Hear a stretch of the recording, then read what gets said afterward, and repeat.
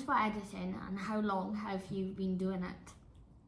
I've been doing it for a while, since like 2020, and this style I've been doing since like last year. Like the style always switches up, I guess, because different trends and different video styles, over the years.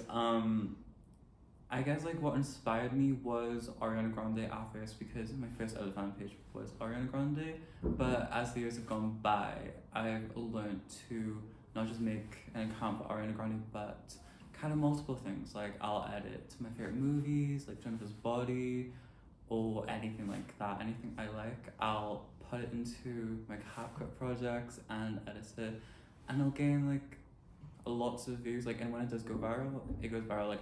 Like one of my edits was posted by Charlie XCX, and when it flops, it just flops. Like I'll get like 100 likes or something, which most people will think is a lot still, which it is. But for an editor who has like a lot of followers, it's like, well, no. Can you describe your typical editing workflow from idea to final cut? Right. No.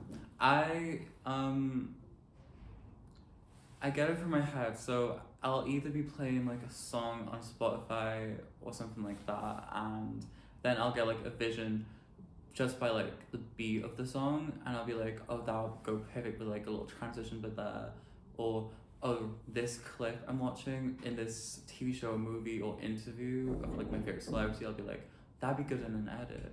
And then, later on, I'll be like listening to a song and I'll be like, oh, this fits with that. So then I'll open my CapCut project, and I don't really have much of an idea of what is gonna happen, but I just go with the flow, Like I just it just comes to me naturally. Like I've been doing this for like such a long time that I just like I can do it like I can't click, but I can do it like that. What software do you primarily use and why? I primarily use CapCut because that's like where everything goes. So in the project, that's where like the final piece is made, and then I'll use other apps like PixArt, Fonto, like for fonts, and then PixArt for like editing. Because with CapCut, like it's arranged all different things, which is very like expensive, and you can do a lot with what they offer. But with PixArt, I can do like much more. Like there's like this one edit I have of Ariana Grande moving her leg side to side, and I use like PixArt for that kind of effect, because I didn't use CapCut fully, so it's kind of like more practical as well when I'm doing edits. So yeah. Which project are you most proud of, and what made it special? I think I'm gonna have to say maybe my Charlie XCX / Ariana Grande edit, because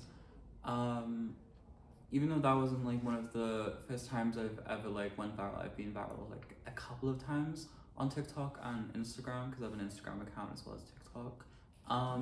I think like Charlie XCX seeing my editing was kind of like my peak. Like that was crazy. Like I think that was like the best moment in my editing like career. I'm not gonna say career, but like my editing era. Yeah, I think that, because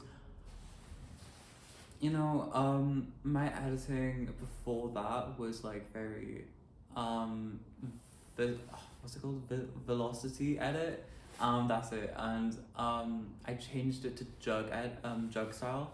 So yeah, like that was crazy, because like it was kind of like an experimental kind of era, and I feel like changing to jug style was the best thing I ever did, because like Charlie XCX like hosted my edit. Like that's amazing. So I'm very glad that happened.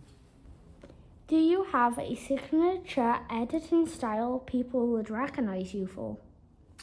I actually do. So, like I was saying earlier, literally 2 minutes ago, about my jug style, I kind of have a style called bralette style, which a lot of my friends and like followers, fans, gave me, and it's called like the bralette era because I don't really edit that much of that style anymore, but people know me for editing with like glitchy effects, and they recognize me for that. So like whenever they see like an edit that's like very practical, glitchy, and like retro 2000s nostalgia aesthetic kind of vibes, they'll be like, oh, is this an Alex edit? And I'll be like, no babe, that was all you. But yeah, that's kind of where I'm like recognized for in the editing space.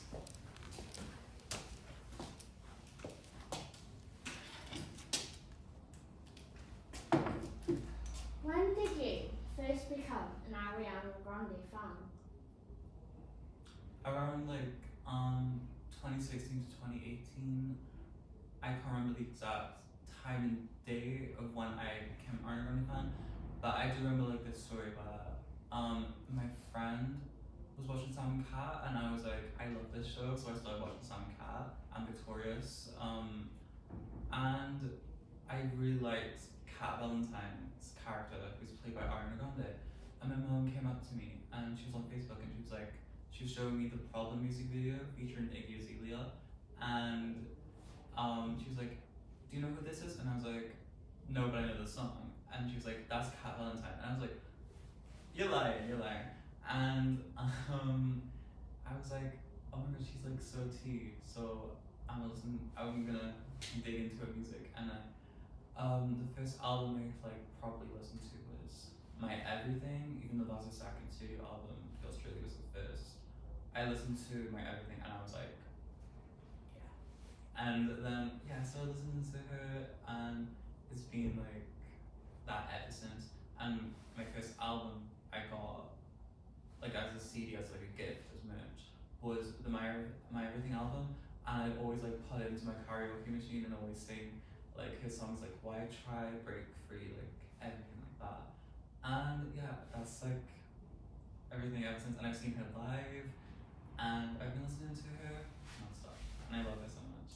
And she's a very big part of my editing. Okay. What do you love most about Ariana as an artist? Her music. Anything else? Have you ever been to one of her concerts? If so, what was the experience like? I did go to one of her concerts, which was the Sweeney Hall tour in London, the O2 Arena. What was that, I think? 2019. And this day is very special because like I went to a concert obviously, but it was of Sweetener, her full studio album, and it was a very special moment that day. And yeah, I went to a concert at Social House. LMA were her support acts, and when she came on for like the first time, it was Raindrops. That was her first song on the set list, and I remember I literally like burst into tears when I heard her voice because I was like, oh what? Like, is she real? And then when God Is a Woman, her second song, started playing on the set list, she came out onto the station, and I actually saw her for the first time with my real eyes in that like person. And I think that night, that day, was like the best experience ever. And I also met her mum, so like yeah. So yeah. Do you have any favourite era of Ariana's career? My favorite would have to be Sweetener, because that's kind of like the first era I was like fully there to experience myself, and it's such an iconic era.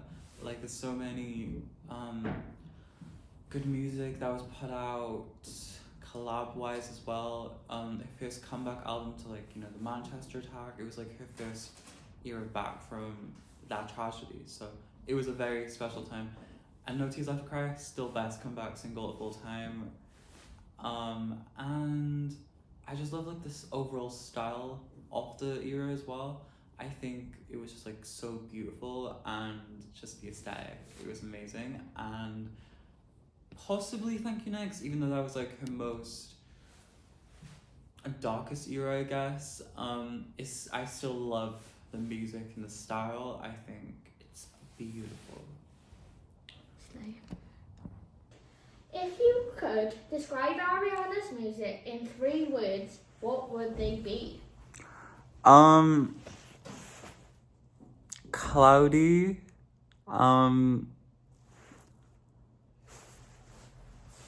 real, and really like poppy. Yeah.